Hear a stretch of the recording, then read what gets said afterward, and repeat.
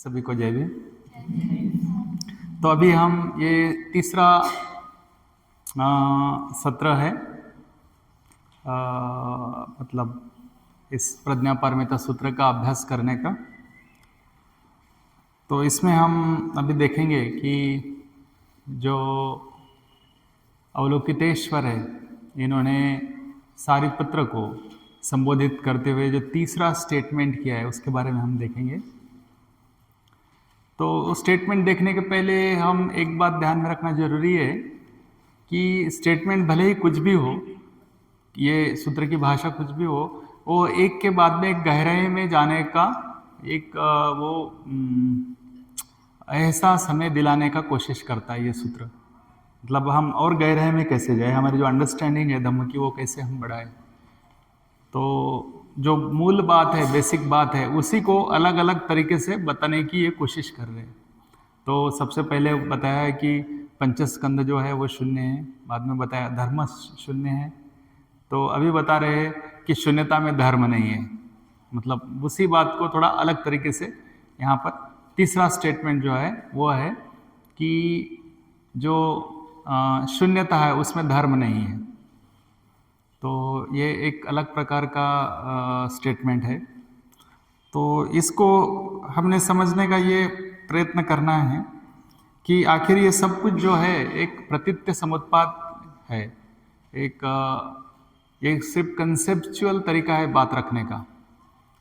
तो पहले जो है हमको जो पंचस्कंद है वो समझा के दिए, बाद में पंचस्कंद को ही मतलब पुद्गल नैरात में कहते हैं, मतलब पुरुष या कोई परमानेंट सत्व या आत्म तत्व ऐसा कोई नहीं है। फिर बाद में उसी को बताया है कि कोई धर्म तत्व भी अंतिम नहीं है। धर्म तत्व मतलब वही हमारे व्यक्तित्व के घटक। तो जो 75 धर्म है उसके बारे में कहा गया है।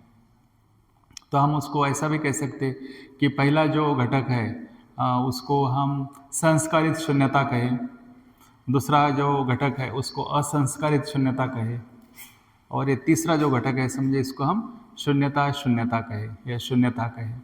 तो शून्यता के ही ये अलग अलग रूप है, या एक ही चीज़ को बताने के अलग अलग ढंग है, ऐसा हम इसको देख सकते हैं। तो तीसरा जो स्टेटमेंट है वो है कि शून्यता में धर्म अस्तित्व में नहीं होते हैं, अवलोकितेश्वर कह रहे हैं।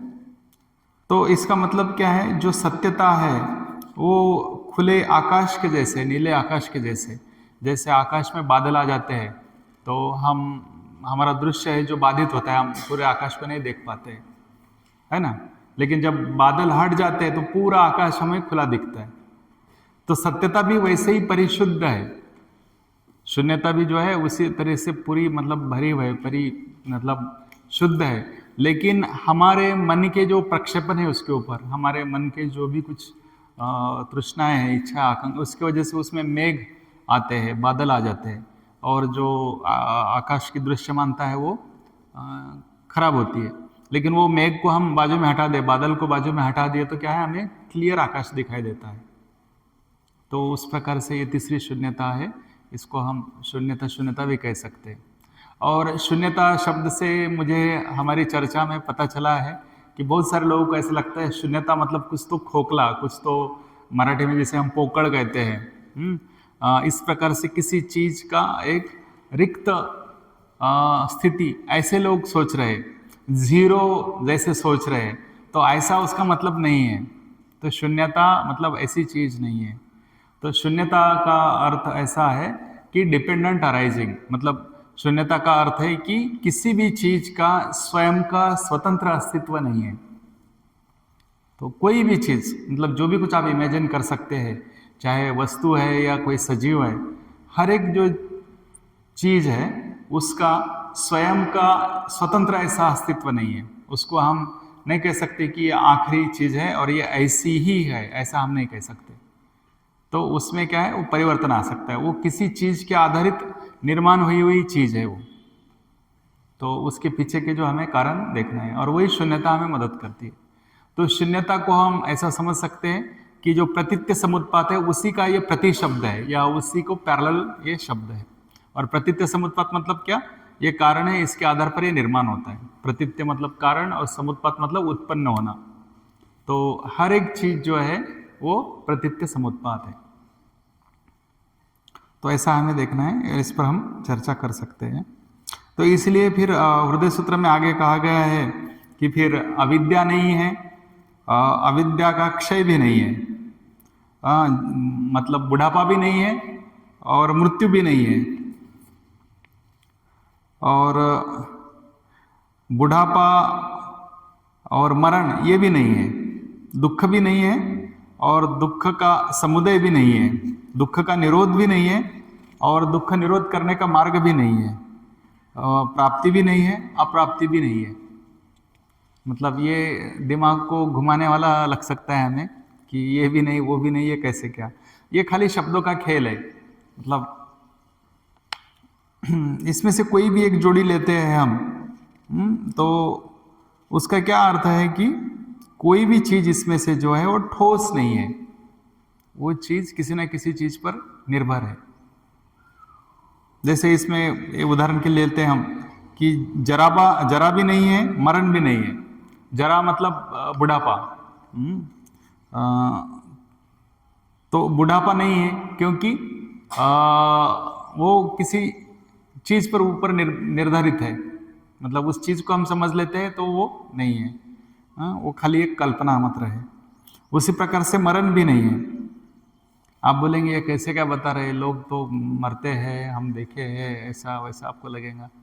तो क्या है, मरते हैं मतलब क्या होता है, वो एक रूप से दूसरे रूप में परिवर्तित होते हैं। उनके जो घटक है वो उसका स्वरूप बदल लेते हैं। तो बुढ़ापा भी क्या है, जब जवानी थी तो जवानी ढल गई तो बुढ़ापा आता है, बुढ़ापा ढल गया तो फिर मृत्यु आता है। हाँ, ये मतलब एक अवस्था से दूसरी अवस्था, दूसरी अवस्था से तीसरी अवस्था में जाना है।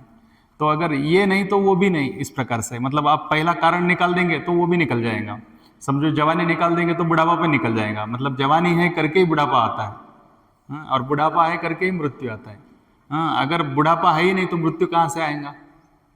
मतलब बूढ़ा आदमी नहीं है तो मरेगा कौन, है ना। तो मरने के लिए कोई चाहिए ना। तो जो मरता है इसके पहले उसका जन्म हुआ होगा, है कि नहीं। मतलब जन्म है तो मृत्यु है। मतलब ये कैसे एक दूसरे के ऊपर डिपेंड चीजें हैं। तो इसी को शून्यता कहा गया है। मतलब यही जो है प्रतीत्य समुत्पात है। और इसको अगर हम समझते हैं तो फिर धम्म के ऊपर हमारी जो श्रद्धा है वो और बढ़ती है और गहरी होती है। और हम जो है बहुत केयरफुली, बहुत मतलब गंभीरता से धम्म के आचरण के बारे में सोचते हैं। नहीं तो हमें क्या लगता है, जिंदगी चल रही है, चलने दो, क्या होता है देखा जाएगा। लेकिन बाद में फिर रोना पड़ता है, दुख निर्माण होता है, पश्चाताप होता है। तो इसलिए चीज़ों को समझना बेहद ज़रूरी है। और ये जो प्रज्ञा पारमिता सूत्र है ये हमें समझने के लिए मदद करता है। तो इसी को प्रज्ञा कहा है। प्रज्ञा मतलब ये ज्ञान है और प्रज्ञा पारमिता मतलब उसका विशेष ज्ञान है। तो मतलब ये सर्वसाधारण ज्ञान नहीं है, तो एक विशेष ऐसा ज्ञान है जो कि हमें हमारे ध्यान साधना के माध्यम से, हमारे अनुभव के माध्यम से उसको हमने समझने की कोशिश करना है। और ऐसा हम समझेंगे तो निश्चित है हमें उसका फायदा हो सकता है। तो इसमें बहुत कुछ कहने का नहीं है। तीसरा स्टेटमेंट मतलब पहले दो स्टेटमेंट का एक विकसित रूप है, ऐसा हम इसको कह सकते हैं। और जिन लोगों को 75 धर्म कौन से है ये जानने की इच्छा है तो उनके लिए मैंने लिस्ट लाई है, मेरे पास लिस्ट है उसकी, आप बाद में ले सकते हैं मेरे से या उसको कॉपी कर सकते हैं। तो आपकी जानकारी के लिए वो भी आपको काम में आ जाएगा। तो मुझे लगता है अभी हम फिर से हमारे वर्गों में जाएंगे और फिर इसके ऊपर चर्चा करेंगे जो बातें मैंने रखी है। मतलब ये संस्कारित अस्तित्व क्या है, असंस्कारित क्या है, हाँ, शून्यता क्या है। तो ये एक प्रकार से हमारे सोचने के स्तर है जो हम गहराई में और जा रहे हैं। तो सबसे पहले तो हमारे इंद्रियों से हम जानने वाली जो दुनिया है वो संस्कारित है, जिसको हम देखा है पंचस्कंद के माध्यम से, उसका अभ्यास किया है। फिर दूसरे बाद में हमने देखा कि जो असंस्कारित अस्तित्व है, मतलब जो धर्म है 75 धर्म, उसके बारे में हमने देखा है आज सुबह के सत्र में। और अभी हमने देखना है उसके आगे कि जो शून्यता, मतलब शून्यता में संस्कारित भी नहीं और असंस्कारित भी नहीं, दोनों भी वहाँ पर जो है वो खत्म होते हैं, उसके ऊपर हम उठते हैं संस्कारित और असंस्कारित के आगे। तो ये मतलब शून्यता है। शून्यता मतलब उसका स्वयं का कोई अस्तित्व नहीं, प्योरली ये प्रतीत्य समुत्पाद है। तो इतना मतलब इस पर हम और खुल के चर्चा करेंगे, जो भी कोई बातें हैं वो देखेंगे, और फिर बाकी का जो है चौथा पांचवा स्टेटमेंट अवलोकितेश्वर का वो हम कल देखेंगे। तो यहाँ मैं रुकता हूँ और फिर हम चर्चा के लिए जाएंगे। तो इस पर आप चर्चा कीजिए कि जो हमने पहले 2 स्टेटमेंट देखे वो, और अभी ये जो तीसरा स्टेटमेंट है ये। तो पहले स्टेटमेंट में हमने देखा कि जो पंचस्कंद है वो शून्य है, धर्म जो है वो शून्य है, और अभी हम देख रहे हैं कि शून्यता में धर्म नहीं है। तो ये मतलब शब्दों का ही खेल है, लेकिन फिर भी इसको समझने की कोशिश करना है जिस प्रकार से इसमें हमें बताया गया है। ठीक है, so thank you very much. जय भीम।